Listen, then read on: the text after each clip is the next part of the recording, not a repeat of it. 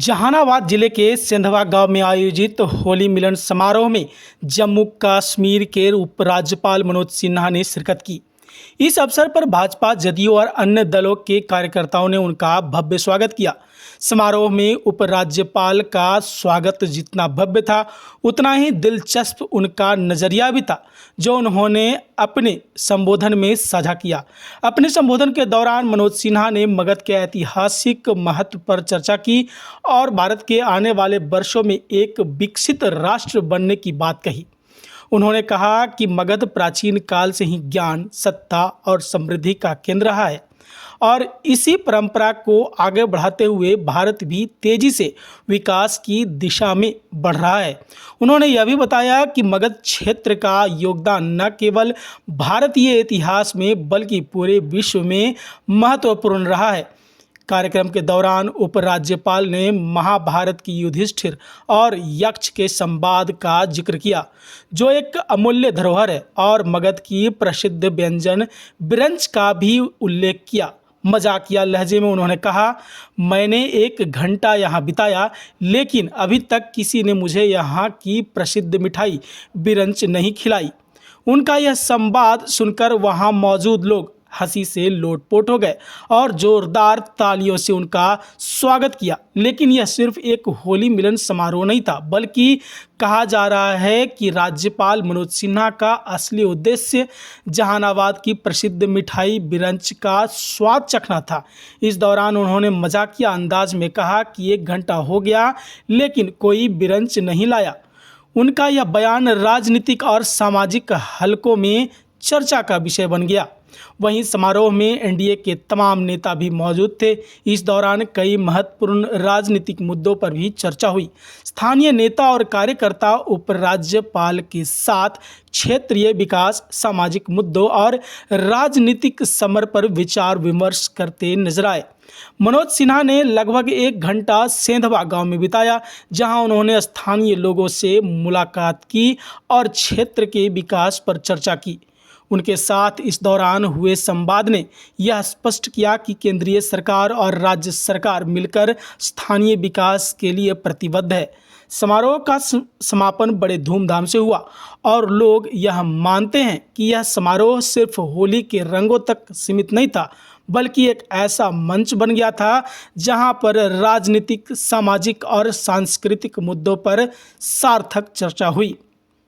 Bureau report, city post live. नाम से पुकारा था। वायु पुराण में भी गया के महात्मा का वर्णन करते हुए मगध क्षेत्र की चर्चा की गई और कहा गया है कि कटेश गया पुण्या, नदी पुण्या पुनः पुनः। पुण्य जो नाम पड़ा है वो यहीं से पड़ा है। श्रवण शास्त्रम पुण्यम पुण्यम राजगृहम वनम। अनेक इतिहासकारों ने इस तथ्य को भी उजागर करने का प्रयास किया कि वैदिक संस्कृति और भारतीय संस्कृति का संगठन सर्वप्रथम मगध में ही हुआ था। इसके साथ ही राजर्षियों की परंपरा मगध से ही प्रारंभ हुई इस देश में, जिसमें राजर्षि विश्वामित्र सबसे अग्रणी थे।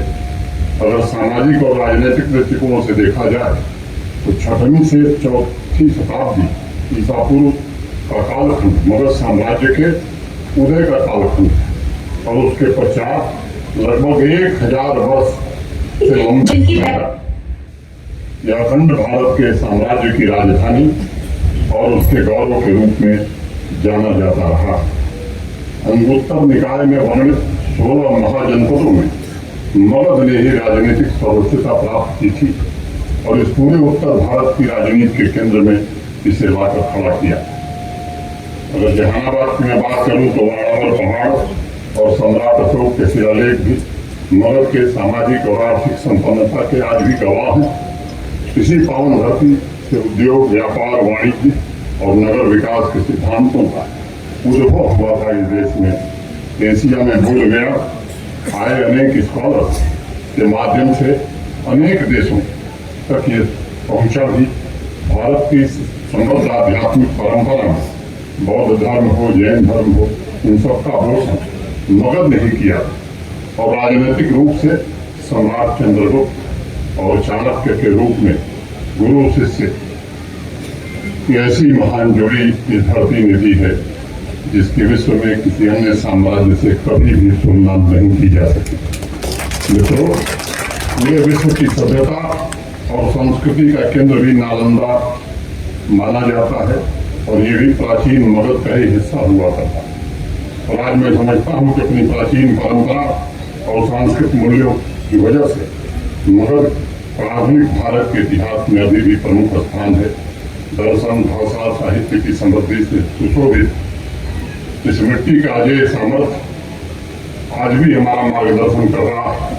यह सच है कि मगध की महिमा इतनी व्यापक है कि इसका वर्णन करने के लिए कुछ मिनट कम पड़ जाएंगे, कई दिन लगेंगे तो भी वर्णन नहीं हो पाएगा।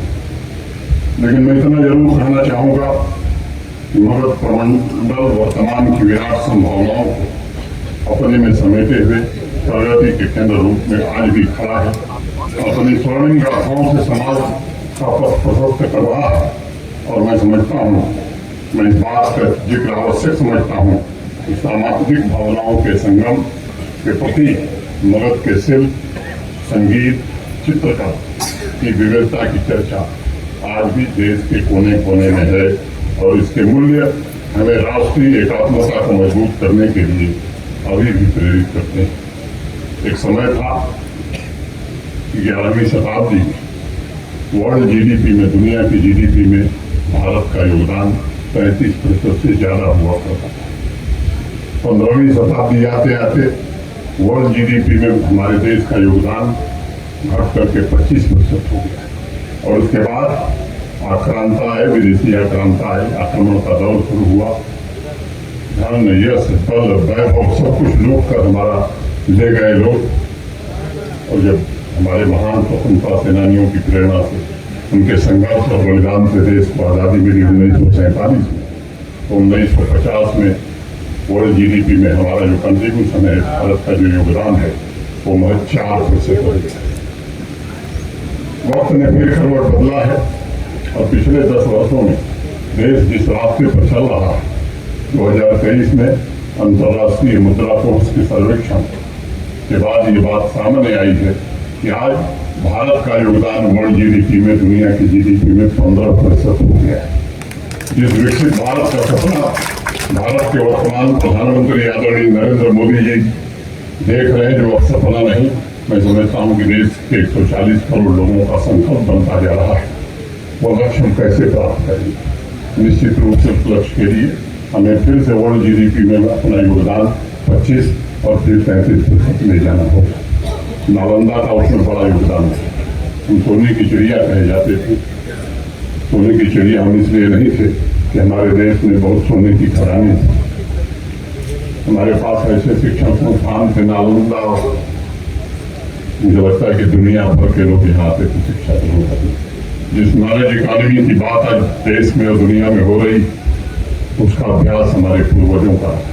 अनेक ऐसे शिक्षण संस्थान थे जहाँ देश नहीं, दुनिया के अनेक देशों से लोग आते थे।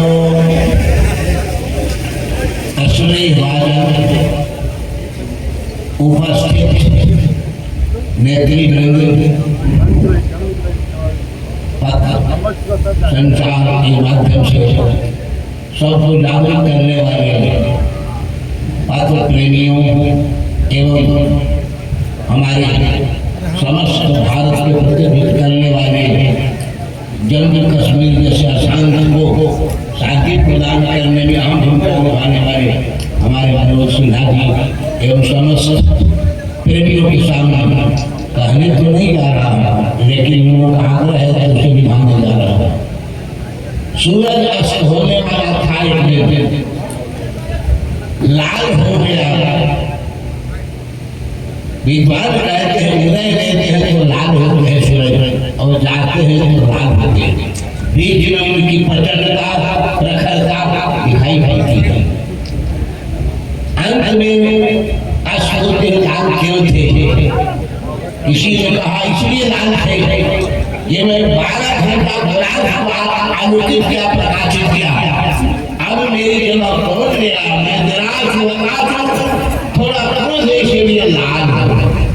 सूरज ने कहा धरती के सबसे एक छोटा सा बालक था जिसको कहते हैं मिट्टी का दिया। उसने कहा हम धरती के पुत्र हैं, छोटे हैं, आप प्रकाशित करते हो, हम हर प्रकाशित करें, लेकिन वही करेंगे जो आप करते हो। इसलिए आपके जरिए में तेज मुझे है, मैं आपसे सीखा है और सीखे की जो उतारा है, और मैं बिहार को प्रकाशित करने बैठने जा रहा हूँ। बैठा और किसी कवि ने कितनी कर दिया शब्दों को अपनी कविता में, दीपक ने जलना ही जाना सुख सपनों के मृदुपासों में जग चिरमिरामिनी पड़ा, रजनी की फूटारिकन में मुक्त जगत जगमों जला, परकानो तब शीत बुझती सांसों को खींच खींच प्राणों की चिता सजा जग को आलोकित करना ही जाना, दीपक ने जलना ही जाना। अभी सुनने में आया स्वामी सहजानंद की वही भूमि जहाँ से हमारे मनोज जी प्रकट हुए थे। स्वामी सहजानंद ने सन्यासी होते ही